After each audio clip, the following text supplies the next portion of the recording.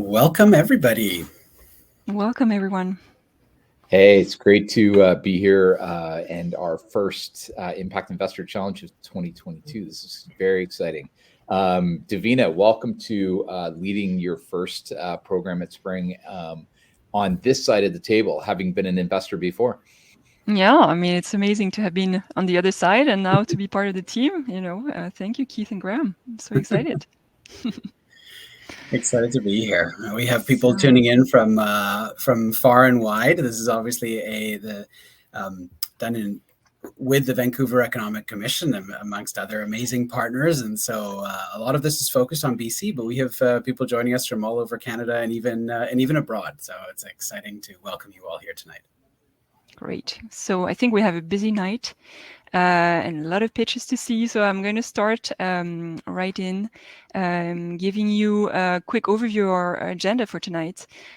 So we're going to start with a few partner introductions and welcome. Then we'll see the first series of pitches. So the first 10 companies will pitch.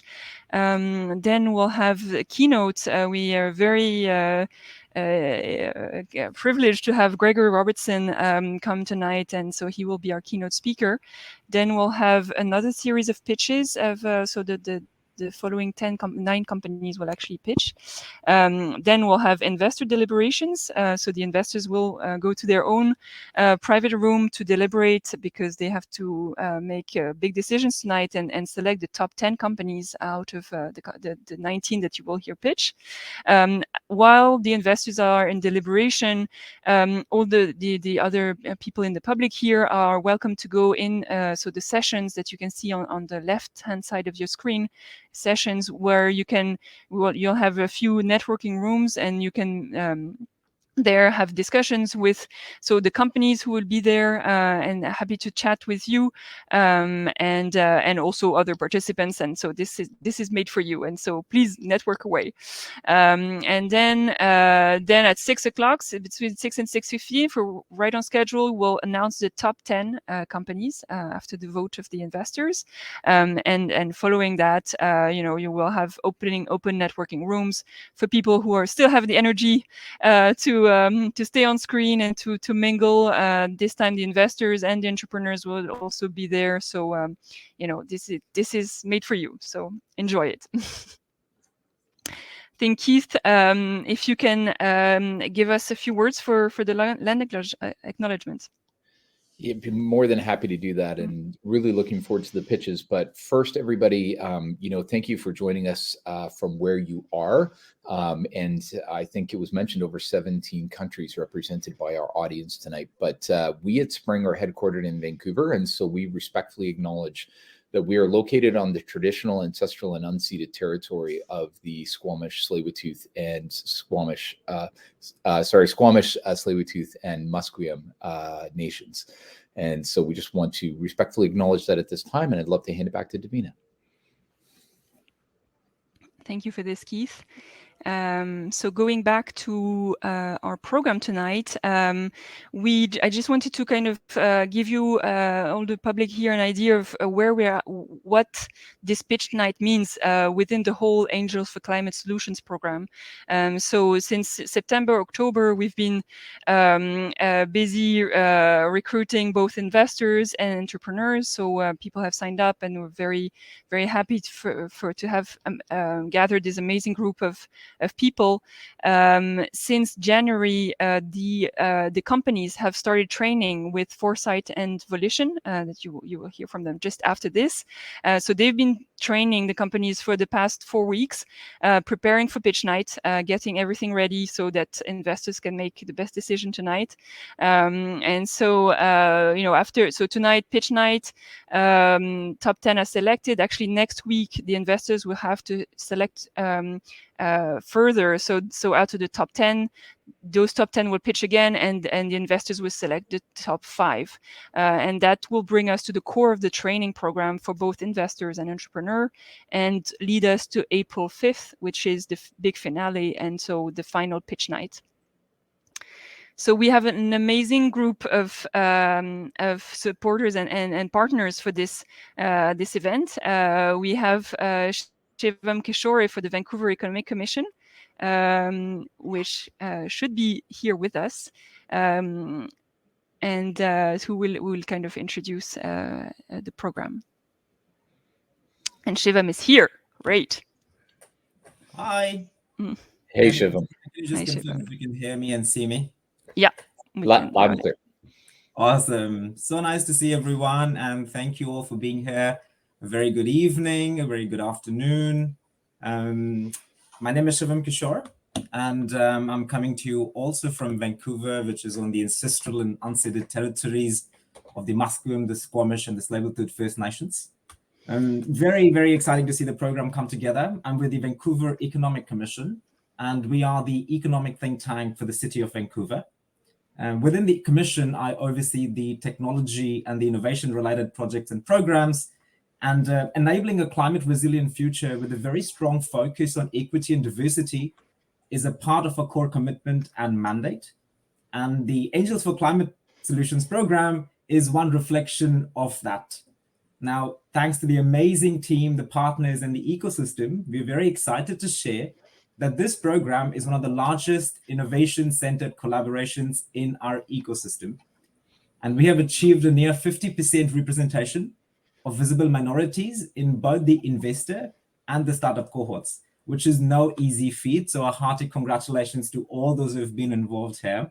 Now, it is said that it does take a village to raise a child. In the same way, I do think and I do believe that it takes an entire ecosystem to raise a startup and catalyze and progress innovation. So thank you all for being here and for being a part of this ecosystem and supporting this initiative with us today. Really excited to see the pitches and really excited to see the event progress. Look forward to hearing from you all soon.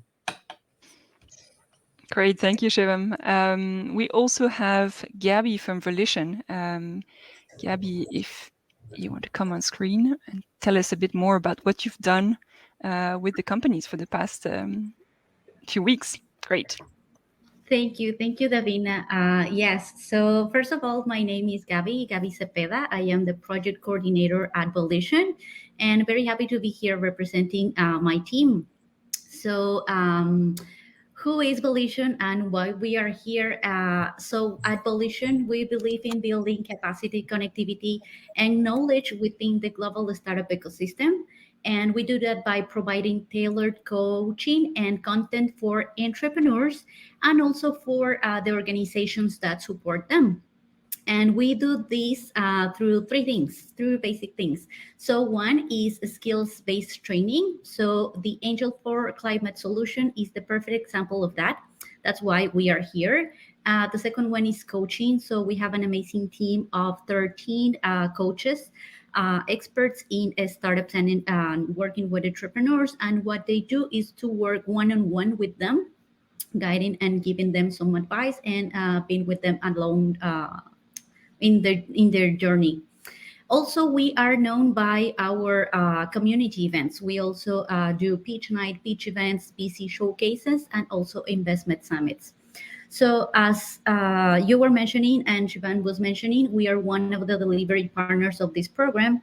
And alongside Foresight Canada, we've been working for 6 weeks now, delivering the training sessions for startups on topics like, for example, money model, pitch and presentation, marketing, and some other topics. So very happy to be here. And on behalf of my team, I will say that we are very proud to be part of the Angel for Climate Solutions. And exactly as Shivam said, it takes a village. So we are very proud to be part of that, that village. Yeah, thank you. Thank you, Gabby. I think Stephen is also here from Foresight. I am. Hey, Davina, how's it going? Good. Hey, Steve. Very happy to see you. Fantastic. Gabby did a great job of sort of explaining what it is we're doing over the 16 weeks that we're working with the companies. I'll tell you a little bit about Foresight and myself. I'm Steve Wilson. I'm the VP of Acceleration at Foresight. I usually define my role as taking the 120 mentors and advisors in our network, the programming we've been developing and delivering over the last 8 years, and adding as much value as we can to each and every venture we touch. So it's really our responsibility through this program to help those ventures get ready, to help them understand their story, craft different parts of their story, which Gabby was so kind to highlight, and then finally tell that story in a compelling way so the investors can understand it and make the best decision possible for them and support these ventures as appropriate.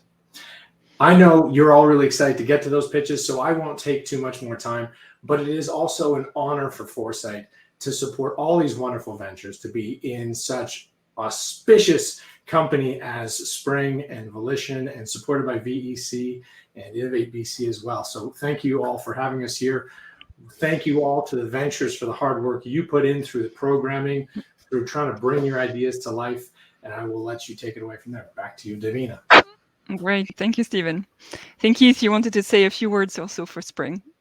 Yeah, I'm more than happy to do that. So everybody who doesn't know Spring yet, Spring exists to change the world through innovation. And we work at the intersection of impact entrepreneurs and impact investors to launch, grow, and scale ventures that will change the world. And so Spring has had the very good fortune of working now in more than 55 communities around the world. I actually personally just returned from a trip to Sarajevo and Istanbul. And what I will tell everybody is that clean tech is a movement. In every community that we work with, there's incredible amount of clean tech innovation happening.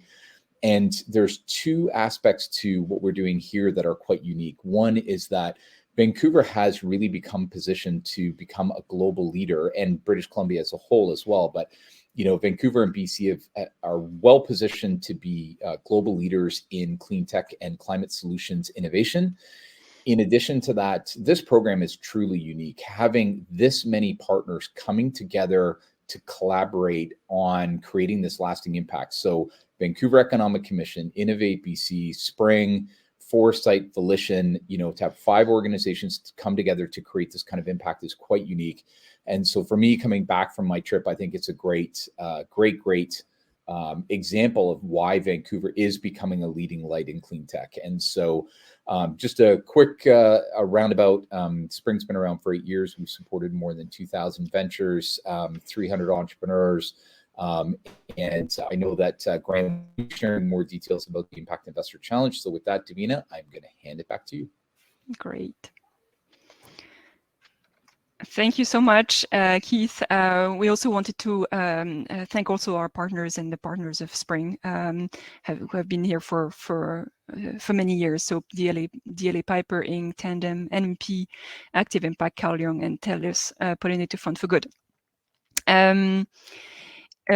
So the climate, the Angel for Climate Solutions cohort, we've had 56 applicants.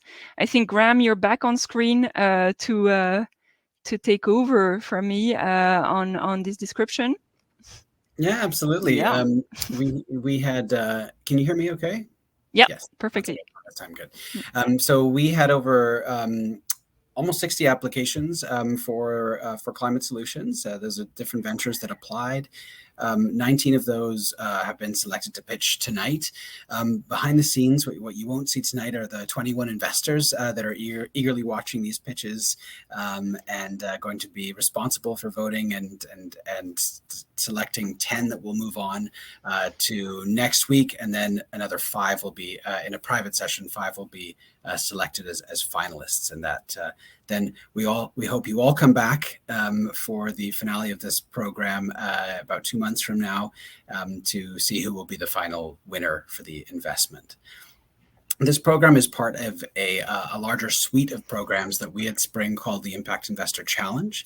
This is our 6th version of that, and over the past 2 years or so, we've trained over 100 impact investors through this program, featured 100 companies via it as well, and catalyzed over $11 million in investment that has flowed in parallel to this particular program. You can see the winners below there. Hopefully, some familiar names there. Interesting fact: 3 of those 5 are clean tech companies. So we've been kind of working with the clean tech and climate tech community without sort of really knowing it or being specific to it. But this is the very first format of this challenge where we're focused on climate. And very excited to do so. The companies you'll see tonight are here on the slide. Amazing. You'll see them. Each of them will now pitch for 2 minutes via a pre-submitted video. And these different companies represent quite a lot of diversity. We have 6 of the 19 are women-led, founded by women, and 6 are also BIPOC-led. These sectors go from sustainable buildings to mobility, all the way to circular economy, and a whole bunch in between. So you're going to see a lot of variety tonight. Davina? Oh, one more here is you're probably wondering what the investors are looking for. So here are some of the criteria they have in their scoring rubric that they're going to be scoring against tonight. Obviously, a lot to understand in just two minutes, but this is the scoring rubric that they'll be taking through the entire 2 months of this process. So, scratching the surface tonight, and excited to learn what we can from the companies in those precious 2 minutes. So this is the order that the companies will be pitching in, and so we will have the little dash line is the keynote break. Yeah, so we're going to kick off. So there, yeah, super excited. I know everybody's ready to go, so we're going That's to queue up the first video. We're starting with Matt from IO Airflow, who runs a solution for buildings to make them more efficient through a series of sensor and intelligent technology. So with that, we'll let Matt explain IO Airflow. Hi, I'm Matt Scobrook, CEO of IO Airflow. We spend a lot of time in buildings. Unfortunately, many of these spaces are bad for our health and the health of the planet. Older buildings are the worst offenders for poor environmental and air quality, but we often don't know what problems exist or how to solve them. Many buildings don't have access to the data they need to measure what's actually happening in their space, because collecting that data can be expensive and time-consuming. But buildings are responsible for over 17% of Canada's greenhouse gas emissions. Something needs to change. At IO Airflow, we're looking to be that catalyst for change. IO Airflow is a data intelligence company that measures the energy efficiency and performance of buildings to identify actionable insights for improvement. So what makes us unique?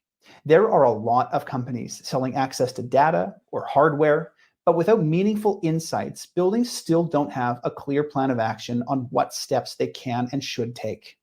IO Airflow solution simplifies complex data into actionable insights and recommendations with measurable ROI on every change we identify. Our team of industry, technology, and data experts has been working with property management companies, schools, and local governments to improve their buildings since our launch last June. We've seen market traction and revenue with early customers such as Colliers, Cushman Wakefield, and more. As well, we've been able to raise nearly $700,000 in non-dilutive grants and wage subsidies. Today, IO Airflow is launched and looking to scale. We're looking for investments to help scale up our commercialization efforts into Canada and the United States. Currently, we're raising a pre-seed round of $500,000 for go-to-market capital, help grow our customer base, and expand our sales team. We're looking forward to working with you as we look to tackle the dual crises of air quality and climate change at a global scale. Hi, I'm Nora. Great to see. Buildings are such a problem for climate, and great to see the solution attacking that. And great. Next is Nora from Properate. And she will explain what Properate how it evaluates the energy efficiency of homes and neighborhoods and list all options available for improvements. I will just say before we roll the video, feel free to interact and chat around this. Obviously, this format has a limitation that we can't do live Q&A with the entrepreneurs, but the entrepreneurs are all here. So if you do have some questions for them, you can put them in chat. Try to limit to just, maybe 1 or 2 questions or so, just to be respectful of the other videos that are coming as we go. So with that, let's roll it. Hi, I'm Nora from Properate. We assess and improve home energy performance. To give you an idea about what we do, I want to pose a question. In this video, you can see multiple homes. Which of these homes do you think is performing better, and how would you improve the performance of such home? Turns out there's no straight answer to such question, and that's a huge problem in the industry, particularly for those who have a climate target like districts, municipalities, and utility companies, or those who have to meet ESG criteria like banks and financial services in general. So we created AI software solutions for home assessment and upgrade planning. How it works is we create a digital twin of the home and perform 100% remote energy modeling of the home, and we're able to generate a report like the one you see on the screen here, where we show where the opportunities are, where the issues are in this particular home, what are the upgrade recommendations, and how much does it cost. Think of it as Google for home energy performance. And if we zoom out a little bit using our Maps tool, this is a gold mine for decision makers to guide their financing and strategy and see which buildings are in need of attention or how to make certain neighborhoods or regions more energy efficient. One of the projects I wanted to put the spotlight on is our partnership with Forts Inc., where we're working in the original district of Okanogan for community engagement to do deep energy retrofit for 40,000 homes. And what we're really doing here is we're saving Fortis 95% of the cost it would have incurred in manual work if PropRight was not there. And given Fort's 7.5 million customers, that gives us a growth potential of $20 million per year. We're here today to raise 1.2 million in mixed financing and common stocks to expand in North America and ramp up our sales and marketing. Thank you. No, that's a great project, and very excited to see this. Yeah, exciting to see that at the residential level, and you'll notice that all these entrepreneurs are listing their round sizes, so how much they're looking for to execute those plans. So 1.2 million in this case. This, of course, competition is to fill a part of that round and catalyze that round in many cases. So. Great to see. Up next, we have Derek from Solar Square, who aims to make solar energy accessible to everybody. It's a fantastic tiled solution, as you'll see, and so I'm excited for him to tell you more about it now. Hello, I'm Derek, the founder of Square Solar. When I was living in an apartment, I have a big window in my bedroom. During the daytime, my room is so bright, I wish I can make a good use of it. So I ordered 2 big solar panels, put them against my window. However, it is so hard to mount them. They're just too huge to install, and I found no suitable solution to help me. Therefore, I decided to make my own solar panel using my own experience and network in manufacturing. If solar panel broke down into pieces, it made them more detachable, expandable, and bendable. It would be much more easier for people like us to install. Solar Tower, the puzzle of solar panel, simplify the way we build and install solar panels. It lowers the cost in manufacturing, installation, and maintenance, makes solar energy feasible for everyone. The modular solar panel is flexible in shapes. With tunable connectors, more services can be installed and easier to set up. Square Solar is also developing different kind of accessory and installation kit for modular solar panel to cope with different kind of situations. We are now cooperating with UBC, RMIT in finishing the prototypes, the modular solar panel, and its accessory for production. We also got into Foresight for incubation this April. Our beheaded market LV alone worth 7.8 billion Canadian dollar with 10% annual growth. We also got 250 subscriptions showing interest in modular solar panel in the past 3 months. We'll also be preparing for launching Kickstarter campaign this summer. We're looking for partners, industry network, and strategy investment to help us to certify our product for manufacturing. And we're expanding our team in operation in the coming months. We're looking forward to answer your question about us. Thank you. My name is Alexander. Great. I'd love to see these big windows put to use, no? Yeah, for sure. Did you hear that? There's a Kickstarter campaign coming this summer. So everybody on this call can tune into that too. For sure. So next up is Alexander from Breeze Traffic. So he develops a product that adds brains to traffic lights in order to reduce carbon emissions to our cities? My name is Alexander. I am co-founder and CEO of Breeze Traffic. The problem we're solving is carbon emissions from traffic in our cities, in particular emissions caused by outdated traffic infrastructure. And we solve it by adding brains to traffic lights and making them very smart using AI. AI that works in real time on edge, not in the cloud, and makes instant decisions on changing lights to minimize carbon emissions from vehicles. The savings are significant, hundreds of kilograms of carbon per intersection every day. This technology became feasible only in the last couple of years, when the advances in AI and chip development made it possible to run sophisticated self-learning algorithms locally. We're in the market of carbon reductions, but with a twist. We operate in the B2G sector, and our counterparties are municipalities. Not the easiest clients, but municipalities are also under pressure to meet emissions targets, and they like fast wins. They also appreciate that we utilize existing traffic infrastructure and do not install new sensors. And they like the business model, intersection as a service. The team behind Breeze Traffic was formed in 2019 after success at the Decode Congestion Hackathon organized by the City of Vancouver. Since then, we built our first product, piloted in Calgary, and are preparing to run a large paid pilot with multiple installations in Metro Vancouver. We want to continue this trend and have a real impact on our environment, but we're running out of bootstrapping capacity. And so we're looking to raise our first seed round of $500,000 to perfect this technology and business model and begin scaling up to ensure that everyone can say, today the traffic was a breeze. Thank you. I love that tagline at the end for sure. Solve traffic jams and pollution. Yeah. So well, you and I perfect. both lived in some very congested cities. I've lived in Mexico City, Bogota. You've been in Southeast Asia, Davina, and others. I can imagine anything to help congestion in big urban centers would be amazing. Yeah, for sure. Having a climate an impact at the same time is obviously critical. So great to see. Wonderful. So I'm just ad-libbing a bit to give a bit of breathing room to our investors who are writing down their scores. So hopefully we're able to absorb those first four. They were great.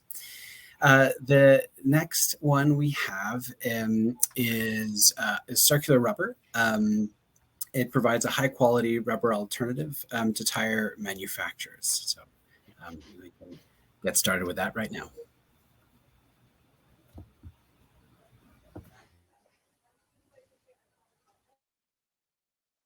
20 million tons of rubber is used annually to make new tires. And the rubber from these tires is hardly recycled back into high-grade application. Circular Rubber Technologies developed a technology to fix this. We convert the rubber in end-of-life industrial tires into a rubber reclaim that substitutes virgin rubber material. My name is Maartje van der Zande, CEO and co-founder. Through a proprietary process, we provide tire manufacturers with a high-quality alternative to virgin rubber. By using our product, they can meet their sustainability goals and increase their percentage of circular material use. For every ton of virgin rubber that is being replaced with CRT's product, they will save around 3 tons of CO2 emissions. CRT's rubber reclaim meets the tire manufacturer specification, and the excellent physical properties of our product allow tire manufacturers to substitute more virgin rubber. CRT is a Vancouver-based startup with a team of seasoned individuals. With decades of combined experience in rubber recycling, capital project management, logistics, and venture-backed scale-ups, CRT has what it takes to be successful.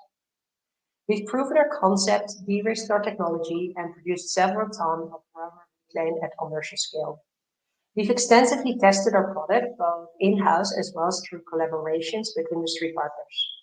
We've established relationships with several tier 1 tire manufacturers, pre-sold all of our latest commercial scale production, and received the first purchase orders for our product.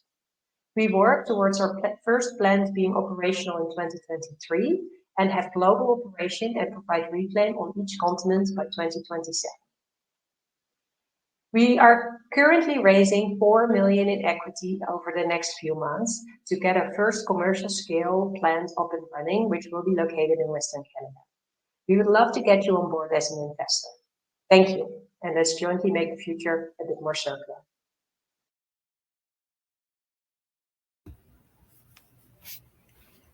What do you think of that? I love circular economy projects and tapping into the existing resources rather than creating new things, don't you think? Yeah, and specifically honing into these subsectors, like these giant tires for mining vehicles that they're going after. Giant waste that most of us never see living in cities. So interesting that that's their beachhead. Yeah. And next up is Carolina from Solaire. So Solaire has developed a way to harness solar energy with a solar ink. So excited to see that. Imagine if we could capture the sun's energy from anywhere, from windows, building facades, electric vehicles. However, conventional silicon technology is not suitable. We need a new material and technology to fulfill the increasing demand for solar energy. Conventional silicon solar panels have a long value chain which consists of several energy-intensive steps that produce high greenhouse gas emissions. In addition, silicon solar panels show an average energy conversion efficiency of 15 to 19% for the last 2 decades. Solaire enables the photovoltaic industry to make solar cells from an abundant and lower-cost material called perovskite, which has the potential for 2 to 3 times higher energy conversion efficiency. Our perovskite ink has lower manufacturing costs, 40% lower greenhouse gas emissions, and enables new innovative applications like flexible and translucent photovoltaic solutions. We have a two-step technology and business model. First is the ongoing development and sales of our solar ink, and second, licensing our manufacturing process for flexible or rigid solar panels by 2024. Current perovskite ink available in the market doesn't have the stability and shelf life required for large volume solar panel manufacturing, and it's suitable only for research and small-size coating processes. Our ink has a long shelf life, provides high efficiency, and is compatible with different scalable manufacturing processes used in the industry. We have a comprehensive IP strategy that includes 44 patent families. Over the past 2 years, we have raised $4 million in equity and non-dilutive funding. Our team has extensive industrial backgrounds in perovskite and thin film coating processes to accelerate our product development. We are raising $2 million. To date, we have committed over 50% of our round. Thank you.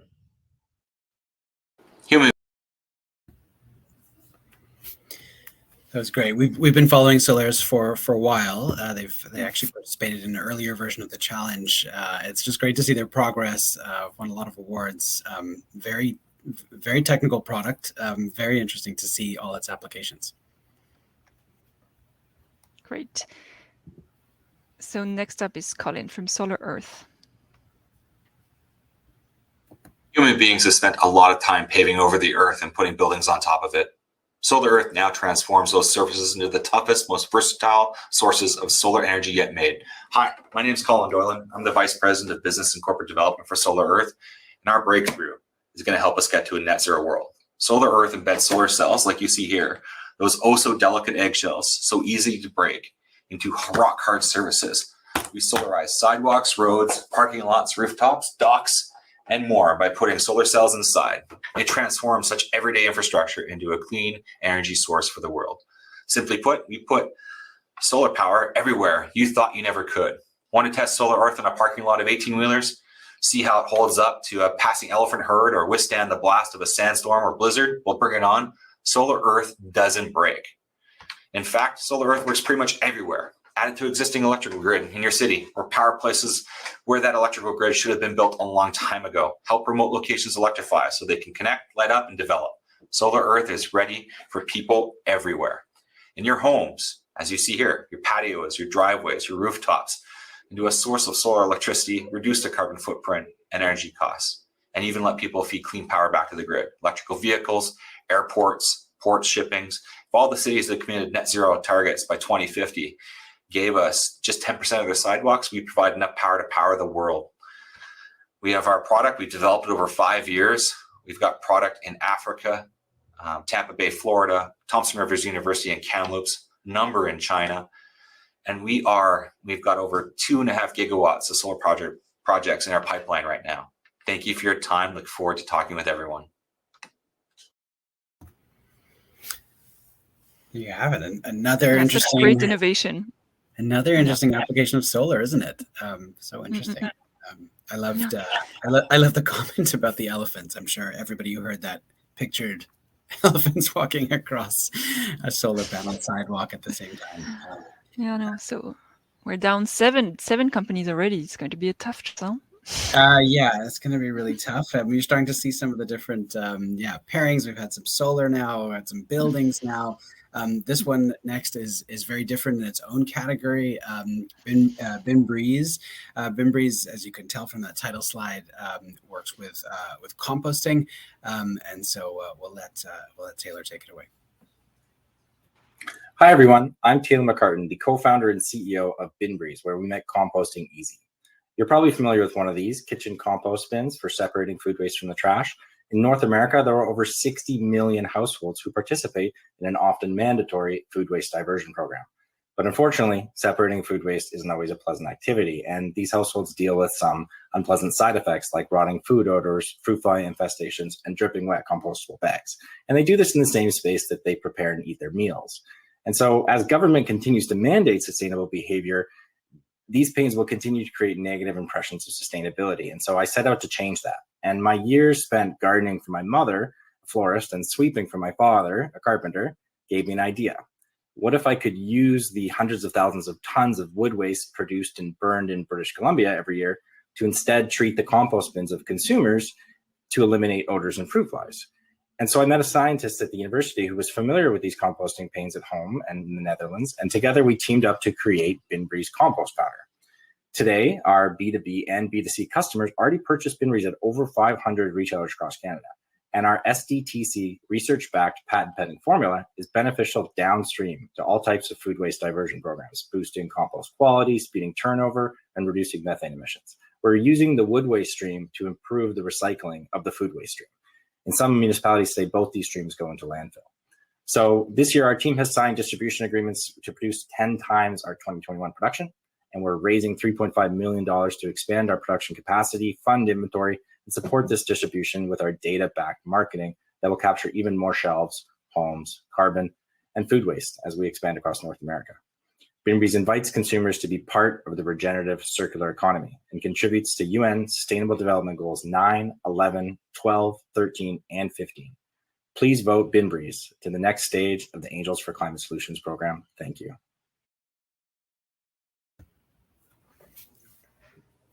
Do you compost, Davina? Yeah, I do. Well, and I would need that. I would need that product. I don't know about you. Yeah, well, I think it's interesting just to see how sometimes there's just these barriers that are in place that prevent us from doing more of what we need to do, and something like this product just removes some of that barrier, makes it a little more pleasant, a little less unpleasant, I guess, to be doing your composting, reducing odor, getting rid of the flies. And yeah, I mean, and Taylor's got product in all of those retailers that you already saw, and exciting to see that there's purchase agreements already in place to expand. So great traction to highlight in the pitch. Well done on that one. Yeah. Next up is Cody, so the founder of Sharewares, and so his goal is to end single-use plastic with reusable and trackable containers. Hi everyone, my name is Cody Irwin and I'm the founder of Sharewares. Globally, $80 to $120 billion in single-use packaging is lost annually to landfills and incinerators. That's a huge amount of garbage, and what are we going to do about this? Reusable packaging, of course. We've developed a tech-enabled borrowing platform to supply, track, and wash reusable packaging, and we believe we can end the world's single-use waste crisis. How does it all work? Well, it plugs into existing infrastructure, supply chains, and business operations because it runs on the age-old deposit model. A customer orders a cup of coffee, they pay a small $1.50 deposit. When they want to return it, they go to a partner location and return it to the bin or get home pickup, or they could be returning it to a depot for cash. We have a B2B model. We're in 19 cafes and restaurants offering our cup borrowing platform, and we'll be launching a takeout container and getting into grocery soon. We also offering washing services for great companies like Ernest Ice Cream, and we'll be launching our tracking services this spring with one of the largest food and beverage chains in the world. Our software as a service, we hope to have that ready by the end of the year. There's 1.1 billion single-use items trashed in Metro Vancouver every year, and with our awesome team of 13 wonderful humans, including engineers, designers, operations ninjas, and software developers, we can unlock hundreds of millions of dollars in opportunity. If we win this competition, this 100K will be put towards white labeling our software so that we can license it out to other regions and roll out the new utility for circular cities. Now you're probably wondering why we left you off with a lovely picture of Ryan or Rodney Reynolds. Well, if you put us through the next round, you'll find out. I'm so curious. That's really good. Yeah. This is what they call this eye candy in English. Is that eye candy? And yes, we have a majority of female investors. I think. And no, I don't know about you, Graham, but I always forget to bring my thermos to the coffee shop. So I'm really excited about this product. Absolutely, and I just can't get away from that figure: 1.1 billion units of single-use plastic just in Vancouver. It's kind of shameful, really. This is great to see this solution. Excited to see where that goes for sure. Okay, you want to introduce the. Yeah, this is the last one of this first series. Okay, so we'll listen to this and then we'll have a break. We'll get into our keynote, which we're very excited about. Graham is the founder of Northern Metrics to improve the pollution associated with HVAC, with heating, ventilation, and cooling of buildings. So we'll let him tell us about that right now. My name is Graham Henderson, and I'm the founder and CEO of Northern Metrics. Did you know that buildings consume an astounding 40% of energy in the United States and produce 28% of global CO2 emissions, with the bulk of those emissions being generated by the heating, ventilation, and air conditioning, or HVAC system? Unfortunately, HVAC systems also routinely use more energy than they should, making the task of improving their operations the largest energy conservation opportunity in existing buildings. The problem which causes these systems to consistently underperform has to do with the industry's standard way of controlling HVAC systems, which makes energy management inherently difficult. I've spent my entire 30-plus year career tackling this significant problem. I've spent time both designing HVAC systems and designing and programming their control systems. While working for BC Hydro PowerSmart, I created and managed a program called Continuous Optimization, which helps building operators improve their HVAC operations. Understanding and transforming that market was my day job for over a decade.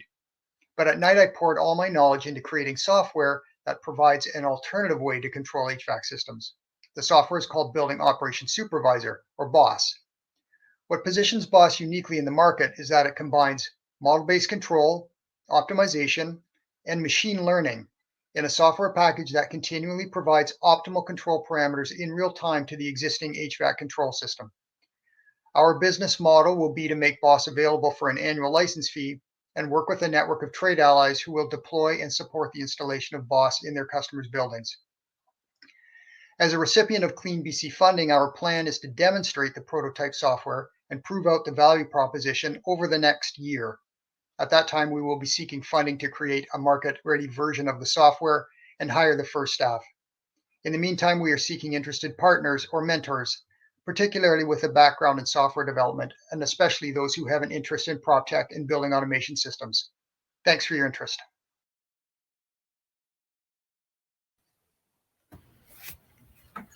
Great.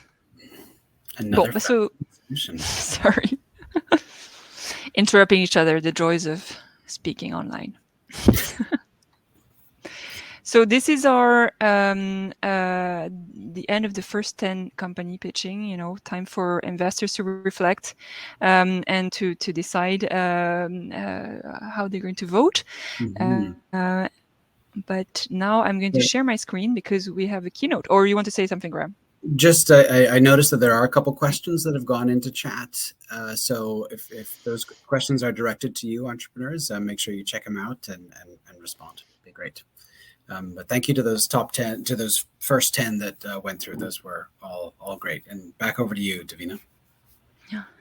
So now we're hosting Gregory Robertson. So he's an impact entrepreneur and former mayor, and now Nexi executive vice president. And he's hosted by Shivam Kishore from the Vancouver Economic Commission. Shivam, the floor is yours.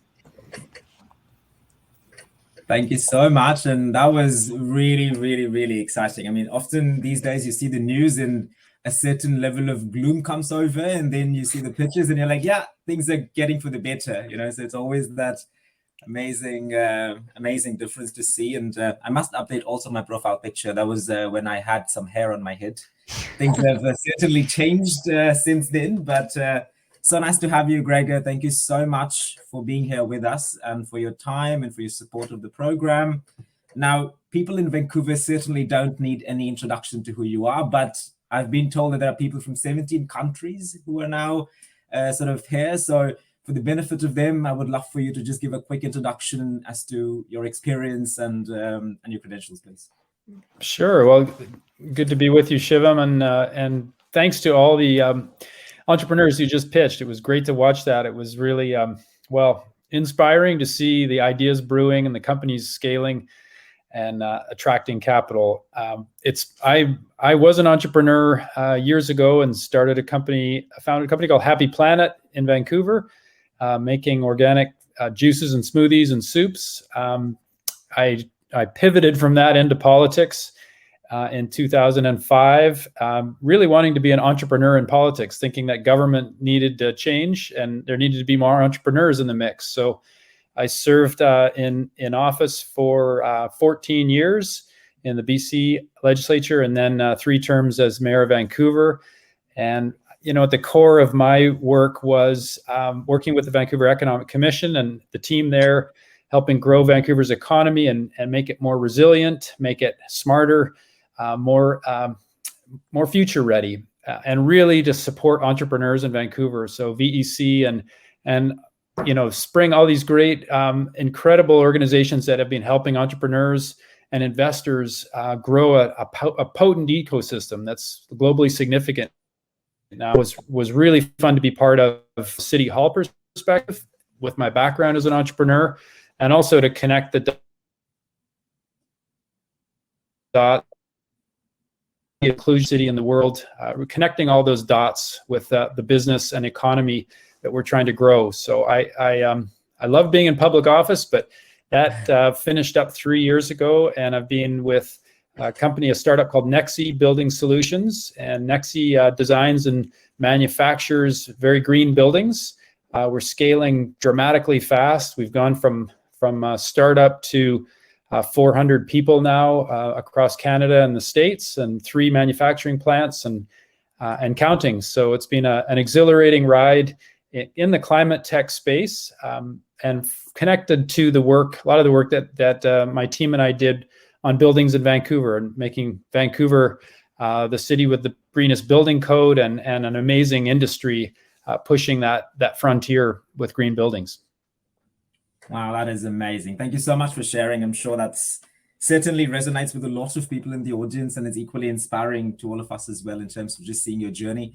The first sort of thoughts I would like to get from you are around your experience being in the office and coming from an entrepreneurship background. So a lot of companies, particularly in the clean tech space, seek to leverage government as often their first customers. Yeah, but as you can well appreciate, working with the government, as the Breeze gentleman said, it's not the easiest customers to get on board.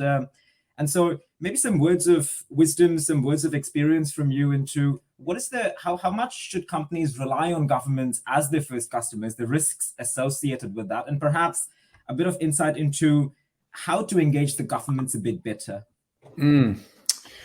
Yeah, good question. And I'd say, to be honest, don't have high expectations. There's a lot of work that you can put into it, and governments, particularly at the federal level, move very slowly. Don't have a lot of programs frankly, for entrepreneurs and startups, scale-ups. At the local level, I think, in Vancouver, we put some programs together. The Green and Digital Demonstration Program was a procurement approach that basically created opportunity for local entrepreneurs to deploy their technologies in the city and be able to showcase that. Those are now proliferating. I think we see that program now scaling across the region.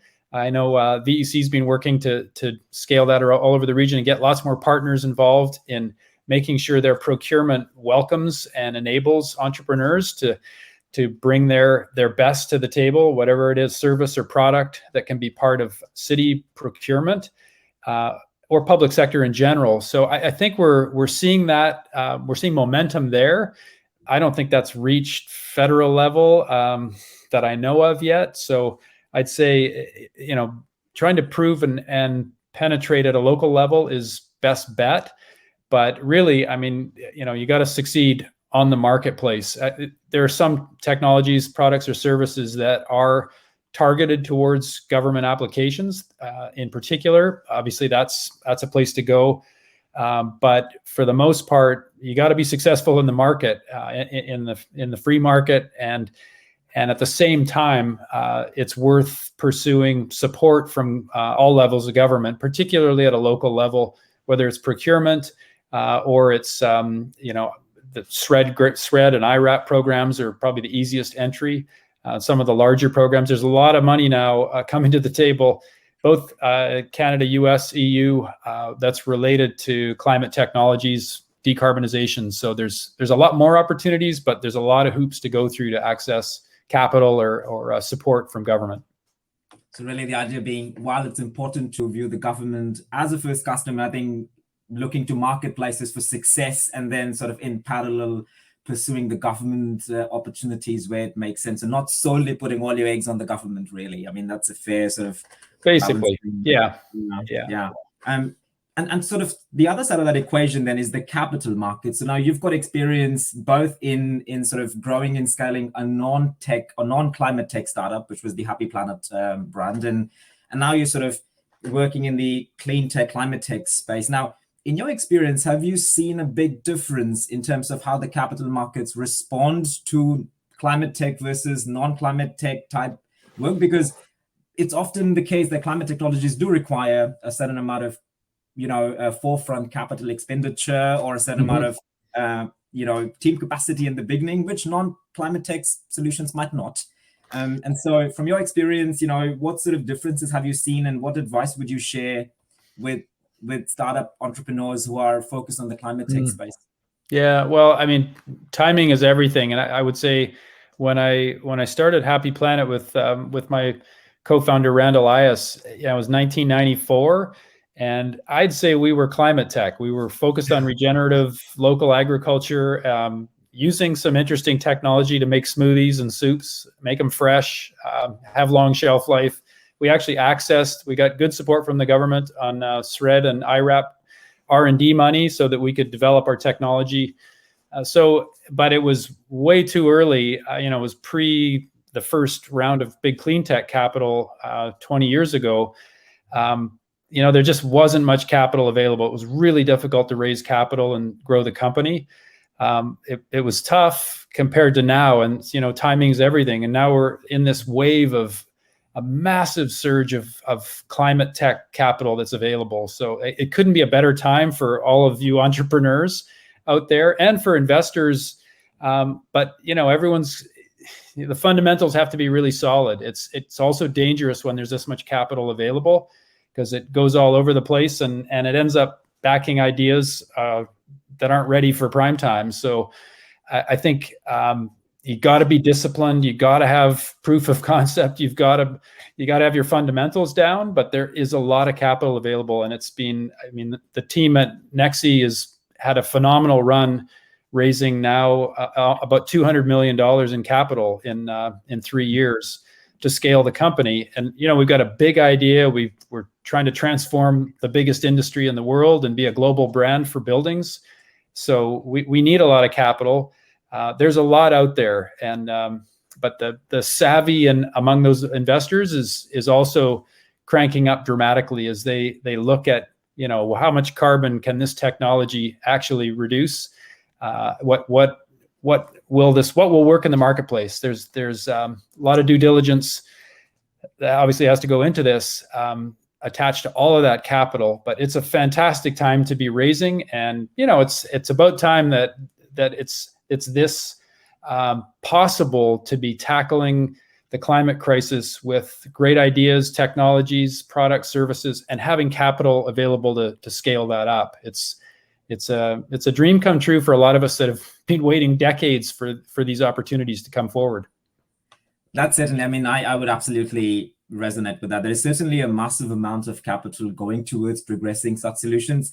But isn't there also a challenge for startups? Because when there's too much capital available, you almost have to be discerning in your approach as to how do you get the right investor? Because it's not just about the money, is it? It's about a lot of different factors that go into choosing the right investor. Maybe share some insights from your experience about what should be companies looking for? What should be startups or entrepreneurs looking for when they seek to engage investors and start to onboard them? Yeah, it's a really good point, Shivam, and I think a lot of us as entrepreneurs, you need to raise the capital. It's sort of, you can get to a point where you're not going to be discerning because you're just trying to survive. And that's unfortunate. Like the more you focus on finding the right investors, the right partners, strategic investors, the better. The more that you can get ahead of that curve and really find a values match that, aligning values. Sure, we're all focused on the climate tech space, but making sure there's a strong connection there. Right to the core of the business and the core of the investment rationale. That's really critical, and obviously the personality match is really important in that as well. People that you want to work with, going both ways. It's really essential because when you're in the trenches trying to grow a startup, it is not an easy life. You put everything you can into it, and you want to be working with investors that you can get in a groove with and really scale, grow together. So that connection and fit is really important. And hopefully you can address that proactively. It's not, you don't get behind the 8 ball. But there's a lot of that's a good thing about having the capital available is there's a lot of great investors. There's a range of people and funds and different types of investment available where it wasn't like that years ago. Yeah, so values and priorities almost being the key critical aspects in addition to the capital, pure play capital, of course. One final thought I would like to get from you is, in addition to, so we're talking a lot about climate technologies and the race to net zero, the importance of mitigating climate change, certainly important, but there's an equally important conversation around the socio sort of benefits or socio needs that need to be met by young organizations and established enterprises today, which whether that's fair wage, whether that's diversity in the board, diversity in the employees, whether that's supporting the communities they operate in. Now, as startups seek to grow, what has been your experience? I mean, are you experiencing this sort of need to not just focus on climate tech, even though that could be a core solution, but the need to also really strongly embed the ideas of socioeconomic and environmental metrics or sort of concepts into your core of the organization? And is that a consideration you would say that startups need to increasingly think about as they grow? Absolutely. I think you said it well. You have to have that alignment with social governance. I mean, the ESG capital that's available right now through those filters, obviously, social and governance elements are critical to that. It can't just be about carbon. It can't just be about climate. It's got to support people and community as well. And you've got to have equity and diversity and inclusion baked into your business model. And that's the way of the world, thankfully, the shift that is happening. And, you know, it's great to see the opportunity to create, to design, to grow companies that have that DNA baked into them, which has not obviously always been the case. And you know, I think there's an older generation that it's a little tougher to adjust to that. The older ways of doing business did not factor that in, did not mandate that we had to address diversity issues in leadership and governance. They did not. They basically are, you know, make as much money as you can, and then you can give back at the end if you do well. Now we're looking at, you know, more blended model where you gotta be giving back as you go, and making sure that social and community considerations are front and center and part of your business. So I think it's fantastic, and really, you know, it makes sense. You know, those companies, the companies that have performed on sustainability have outperformed the competition in terms financially. So it pays its dividends unquestionably, and it's obviously good for all of us at a community level as well.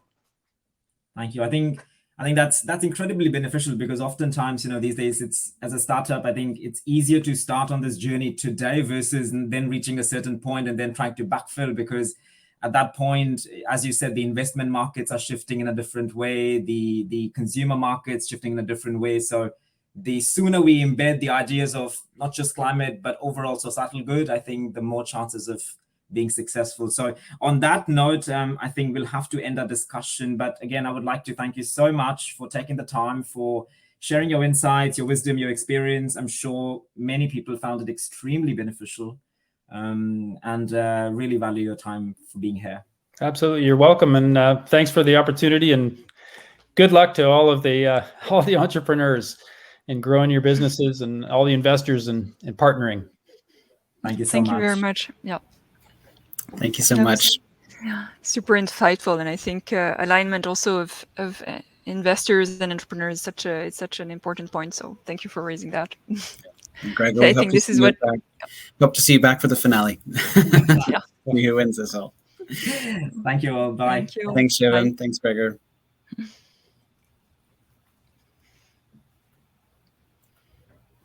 Great. Wow, that was amazing. And to have two people that have both worked, Shivan's been in the private sector and now in Vancouver Economic Commission. Of course, Gregor with the depth of experience from entrepreneurship to public office, and now back to the private sector. I mean, it's hard to find, I think, somebody with to have seen the problem from so many different angles and speak to it so personally. So that was great. And thanks to Vancouver Economic Commission for facilitating that section. Yeah, indeed. And now back to pitches. So we're jumping straight back in. Actually, I don't know. I think Selena is preparing the next series of pitches. But so we have coming up next is Dwayne, if I'm not mistaken, from Vimo. And so Vimo and his very impressive bicycle. So yeah, go for it. This is Dwayne Nicol, VP of Technology for Vimo. If you've ever been stuck in traffic worrying about the smog coming from your tailpipe, you're going to want to pay attention to what we're doing. At Vimo, we're passionate about solving two problems facing mankind: climate change and urban congestion. Climate change is being addressed with the electrification of the transportation sector, yet switching everybody to electric vehicles alone will not solve the congestion in urban centers. This has led to the rise of micromobility, which is literally a lifeline for cities. It is defined as the use of small electric conveyances to move people and cargo around in cities. It has an annual projected growth rate of over 17% to 2035, yet it too has an Achilles heel. When the weather gets bad, the drop-off can go up to 45%, and this is where Vimo fills the void. Our product, Vimo, is manufactured and sold to consumers and fleets.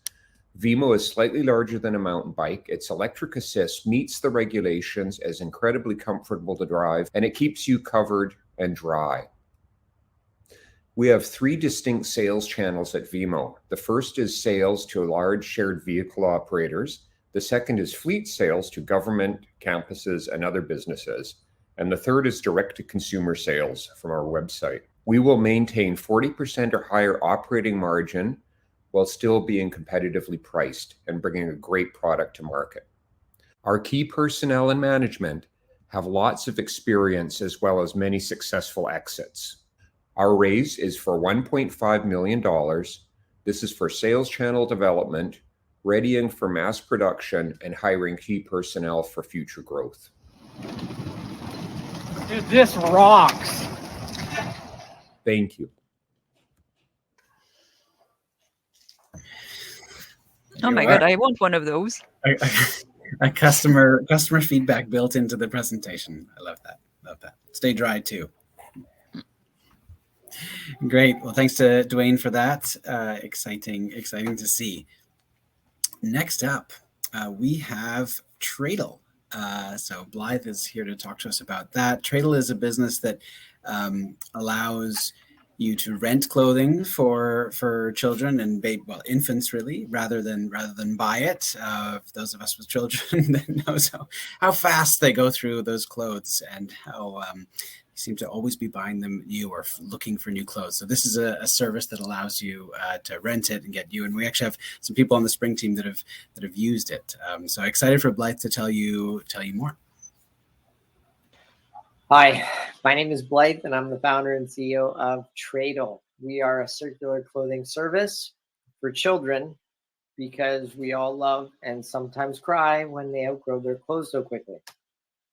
And we're tackling 3 problems. First is that baby and toddlers can outgrow their clothes up to 7 times in the first 2 years alone, making it a little bit tricky to always know where those clothes should go when they're no longer needed. Second, these tiny clothes have tiny margins, and it encourages brands to produce more or to sell more, which leads us to the third problem, which you're already probably familiar with, and that is of textile waste, where we're sending the equivalent of 1 garbage truck per second to a landfill or an incinerator.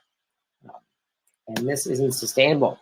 But our circular clothing service is, because it's a subscription that makes it really easy and convenient for parents to always have all the clothes they need to use, love, outgrow, and easily exchange when there's a growth spurt or when the seasons change. So for customers across Canada, like Alice, it's less time shopping and more time parenting. This is a really big opportunity in North America with baby and toddler clothes 0 to 3, a $10 billion market. We're focusing primarily on Canadians and this new millennial generation that's all about lighter living and trying to raise the first truly sustainable generation. We're looking for strategic partners to help us get to $500,000 in annual recurring revenue so that we can then raise the next round. But we have a really exciting pilot project this year with a strategic organization that's the largest clothing tag manufacturer in the world to help us digitize and automate this back-end circular service process. And so we've got some exciting things ahead, and I look forward to talking more about it soon. Hello.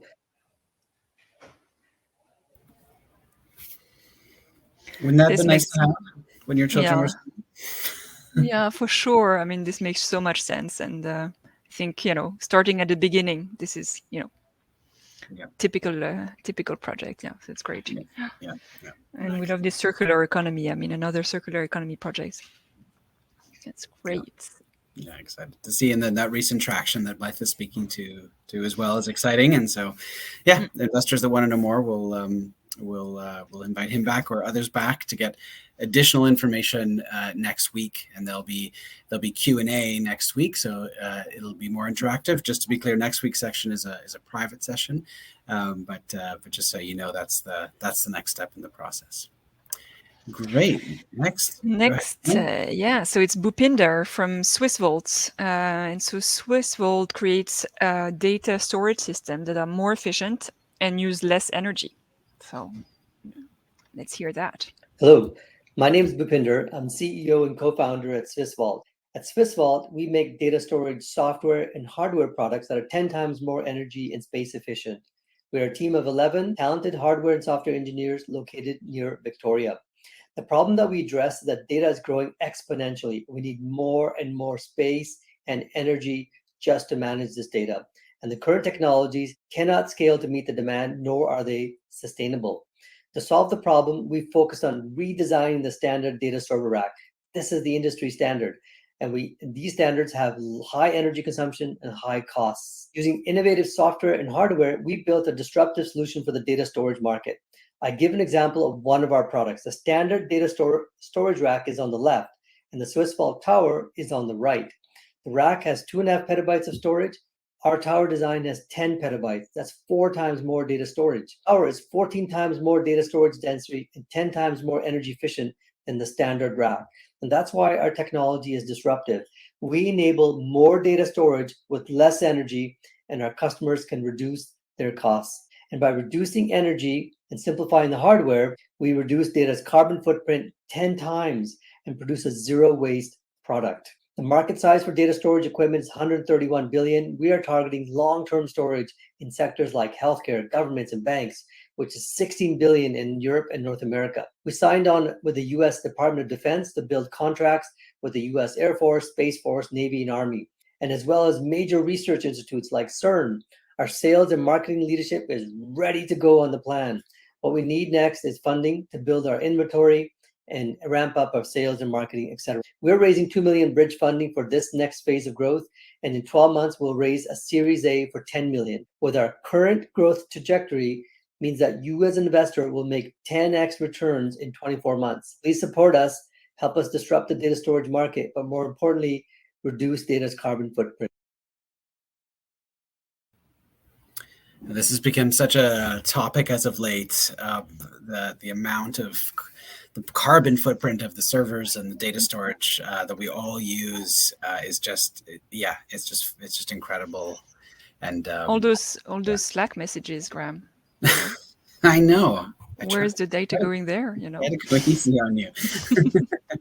No, but it's like I can't even watch Netflix without feeling guilty with all the the storage and the upload and download. So there are actually some technical questions there in chat on this. I think there's going to be a lot of interest. So Bhupinder, they're there for you to respond. It's great. Next up, we have Tong Li from PolyV Technology. They commercialize a polymer that reduces the weight of cars, and I'm sure can be applied to other products as well. So PolyV Tech coming up now. Hi everyone, I'm Tong Li, the co-founder and CEO of PolyV Technology Incorporation. I'm also a chemist, engineer, and a trained entrepreneur. We provide lighter, stronger, and greener materials to automotive industry. BC was struck by the most severe flood in recent years, and the government is rationing gasoline supply in most of the region. Energy crisis is closer to us more than ever. We provide a solution by cutting vehicle weight with our great technology that I co-invented during my PhD. It can help reduce 20% of weight reduction, 27.4% of electric vehicle range improvement, and reduce 45.4% of carbon dioxide emission. Comparing with traditional materials, our revolutionary polymer resin is 8 times lighter than stainless steel and 3 times lighter than aluminum alloy. It stands out high strength and extreme low weight, which makes it the perfect candidate for the next generation of electric vehicle material. Electric vehicle polymer market size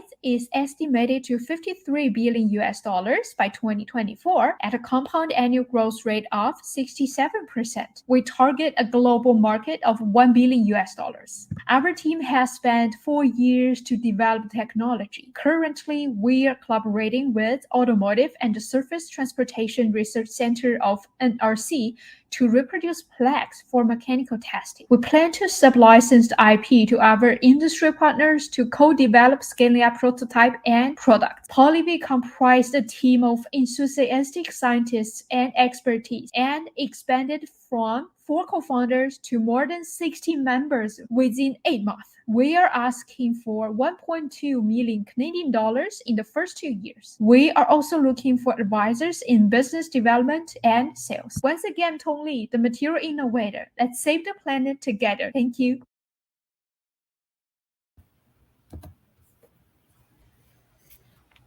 Yeah, I love this. I mean, what we need now is lighter and greener cars, right? Yeah, and I presume it. Of course, the thing with automotive is always all the safety aspects of it too. But clearly, all of that's been thought through. Yeah, absolutely. Interesting to see how that'll be applied to the automotive industry and further afield. So next up is Reza from Aqua Intelligence. So this project is a little bit different, focusing on detection of water contamination. So super interesting project that's using AI and IoT device. Hello, my name is Reza. I am CEO of Aqua Intelligent Technology. We need water to live, but people are getting sick and dying because of contaminated water. Believe it or not, still there is no practical solution to detect contamination in water journey from the source to the tank.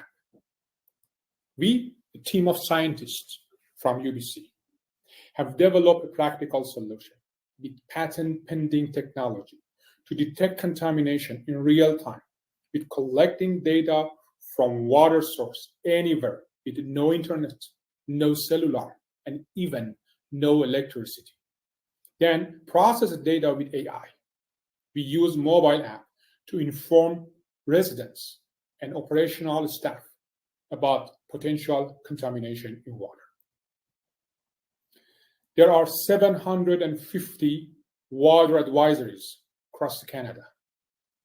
We have 4 successful implementations to date in BC, and many to go. In addition to this, we reached out to other groups, oil and gas, mining, regulators, who are interested to use our technology for continuous monitoring and detecting potential contamination in water in remote areas. We are raising $750,000 for getting first 9 customers, file patents, and expand market to other industries to save lives and environment. Aqua Intelligent is the future of a smart water. Thank you.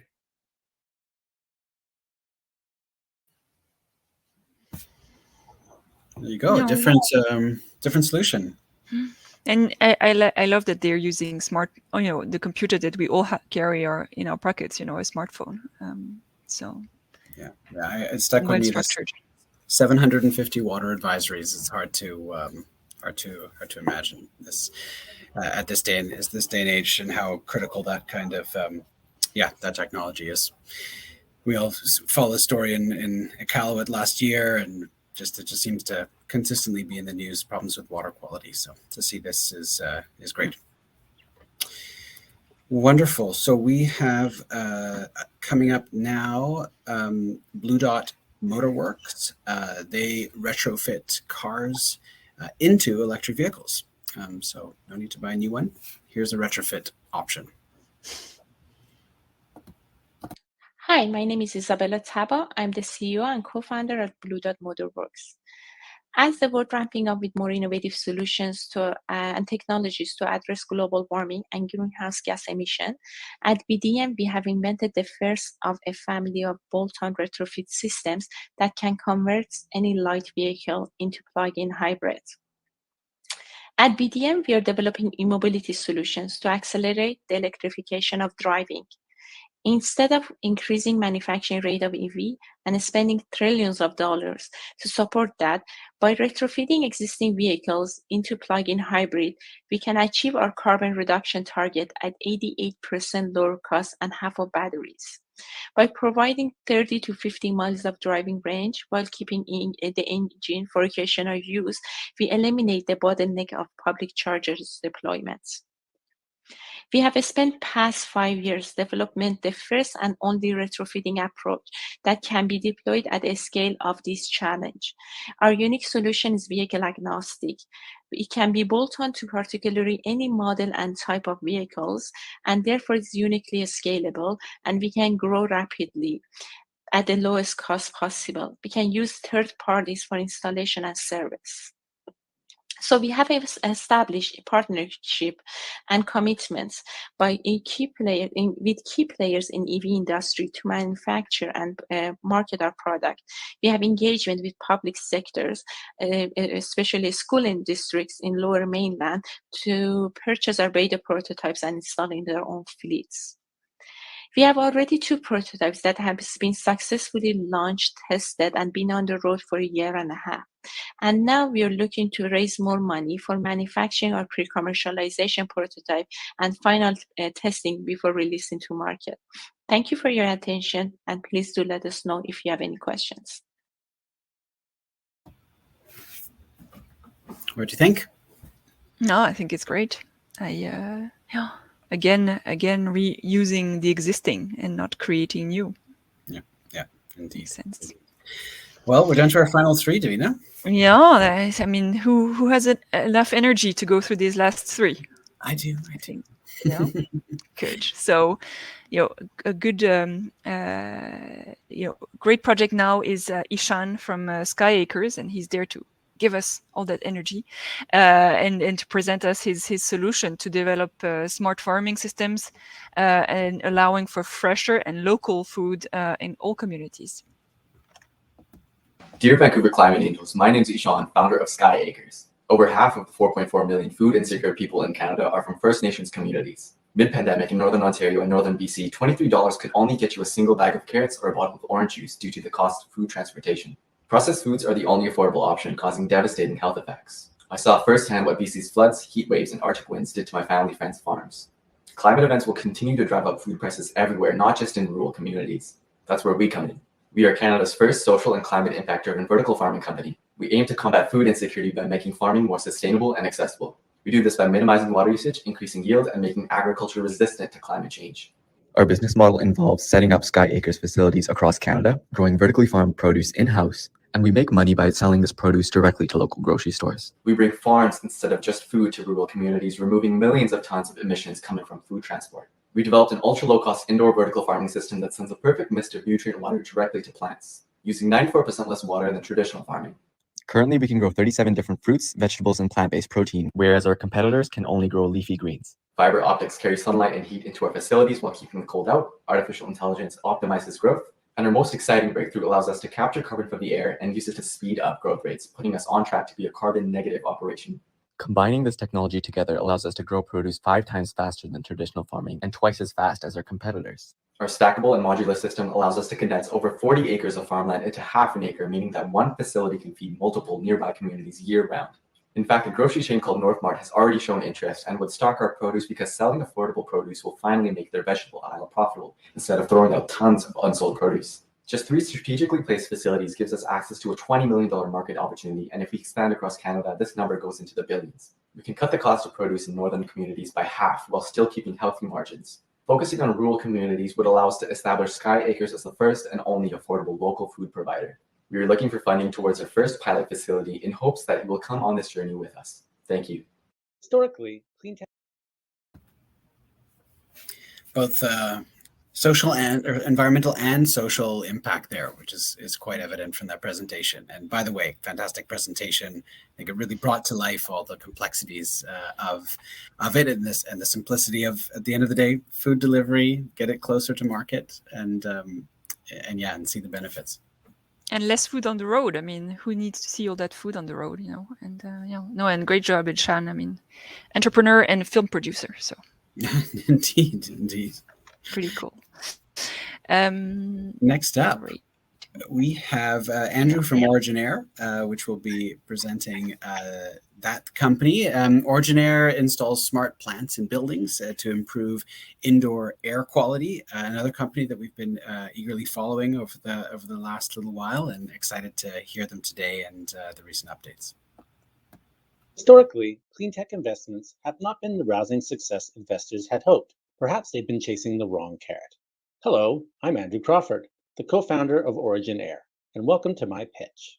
Chasing energy and building efficiencies does not necessarily translate to substantial ROIs. So how do we directly improve the 90% of our operating expense? We focus on the humans inside the building. As of today, a healthy building is not a perk, it's a necessity.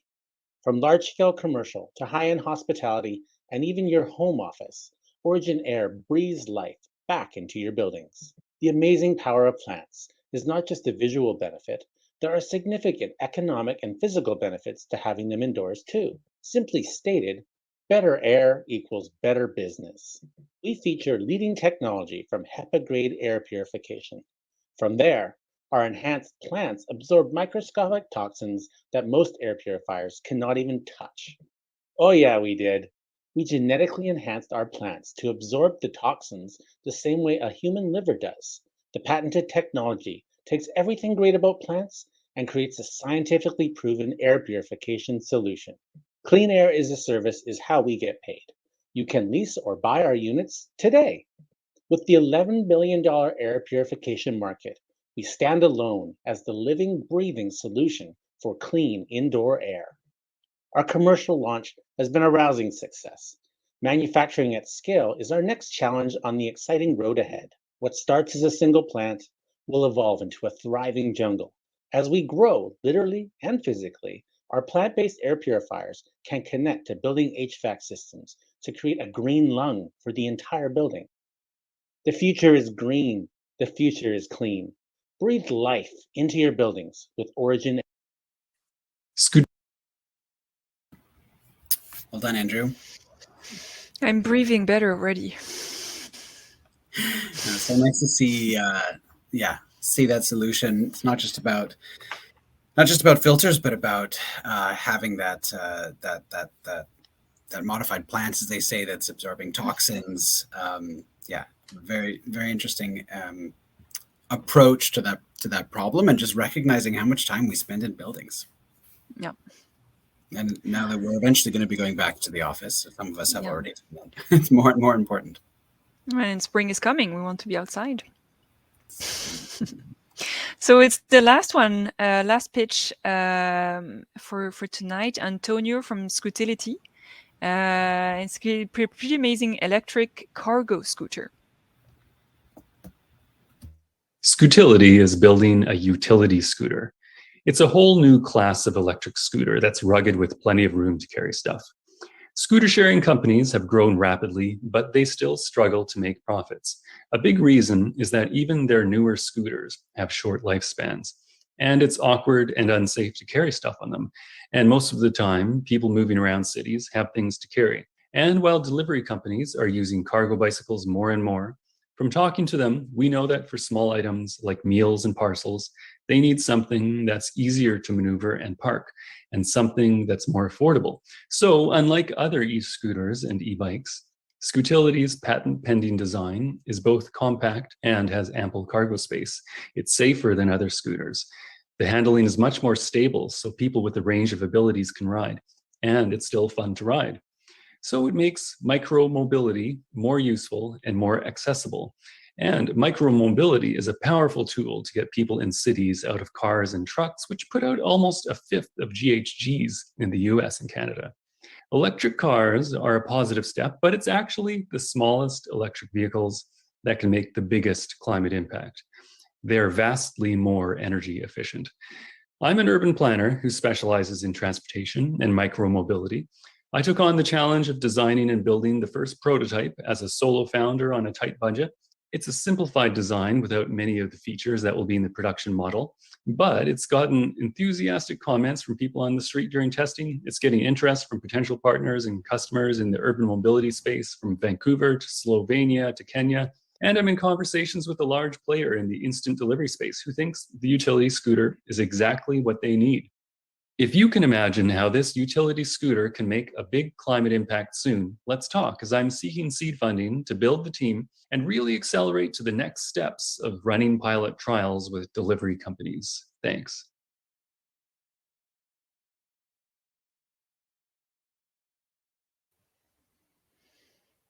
That looked pretty amazing. Yeah. I don't know if I'm more excited to get a parcel delivered with this or to actually try one myself. I feel like there's going to be there's field trips in order for the investor cohort to go try the mobility options. Yeah. Nice. Great. So we've come to the end of this portion. Yeah.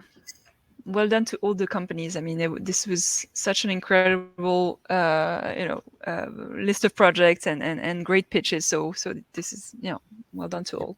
Congratulations to you all, and you all get to go talk to some of those entrepreneurs now, if you like. So, Davina, do you want to talk through what happens now? Yeah. So right now we will the main stage will be put on pause, and you will see on the left side of your screen these sessions. So you can click there and either for investors go into the deliberation room, or for everybody else to choose one of those rooms where the companies have been grouped to have a chat with you all. So and then we'll meet all again at 6 on the main stage to announce the top 10 companies. Graham, have I missed anything? No, that's right. If you don't, only investors will be able to see that deliberation room. So if you think you need to be in there but you can't see it, direct message Spring Activator, and we'll get that sorted out for you. But yeah, otherwise, investors there. And we're back. We are indeed. That was sorry. There was lots of amazing, great discussion backstage with the investors, talking about what they saw, what their questions are, what they're excited about, what their concerns are. It was a good discussion, Davina. Yeah, and good, thoughtful. Everybody was very thoughtful about their votes, and so, thank you to all the investors for this. So I think, yeah, everybody got 10 votes. Put them in. We've tabulated them, and I think we can start with the drum roll, because everybody's going to either, they're going to kill us if we don't move to the cut to the chase here. So drum roll, everybody. So next slide will present the top 10. Oops. And there they are. So in no particular order, there they are. Would you like to read them out? So Solaire Enterprise, the Inc. The Solar Inc. Solar Earth. So that was the elephant on the solar panel. Binbreeze. So that was the project to make composting a more pleasant activity. Velo Metro Mobility. So that's Vimo, the bicycle that has a kind of a cover for the rain. Tradle. So allowing parents to swap their kids' clothing. Polyv. So making electric cars lighter. And then Aqua Intelligence, so how to identify contamination in water. Sky Acres, for sustainable food in your communities. Scootility, one more mobility company with the cargo scooter, and finally Circular Rubber, the recycling tires project. Great. Congratulations to all of these companies. Yeah. Okay. Congratulations to the other 9 as well for fantastic presentations. Everybody deserves a big round of applause, which you would be hearing right now if we were live, of course. Thanks, everyone. What's next, Davina? Yeah. So, well, next is the finale. So we thank you all for coming and joining us today and seeing all these amazing companies pitch. On 5th of April will be the finale. So the top 5 out of these 10, there's further top 5 selection, and then we hope you can make it and join us for this other public event and join the investors and join the companies. So you can register actually right away. The registration is open, so feel free to register. We wanted to also share with you what's coming next in terms of Impact Investor Challenge. So this is spring activities. There's a National Health Impact Investor Challenge that is actually so selection for companies is now closed, but we are still welcoming investors who would like to join this team and also participate in such an event, but this time with TELUS Pollinator Fund for Good and companies that are working on health. We also have an investor challenge. Graham, you wanted to add something? No, I was just going to say, our first one in the Yukon.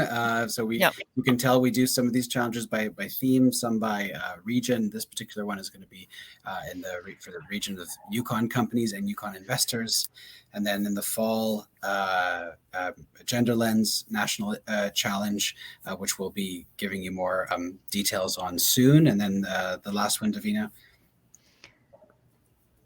Sorry, I got distracted. That's okay. The last one there, because just the future of food or food innovation is what we're looking at for the fall as well. And what we're also working on is having all of our investors that have participated in these kind of programs linked and joined through a collective or a network. And you'll be hearing more information of that soon.